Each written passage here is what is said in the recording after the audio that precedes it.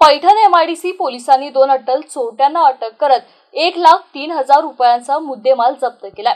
फिर्यादी सुप्रुदामू चौधरी हे 4 सप्टेंबर रोजी एमआयडीसी परिसरातील मुधलवाडा रस्त्यावर वॉकिंग करत होते। त्यांच्या पाठीमागून दुचाकीवर आलेल्या इसमांनी चौधरी यांचा 13,000 रुपये किमतीचा मोबाईल हिसकावून चोरून नेला होता।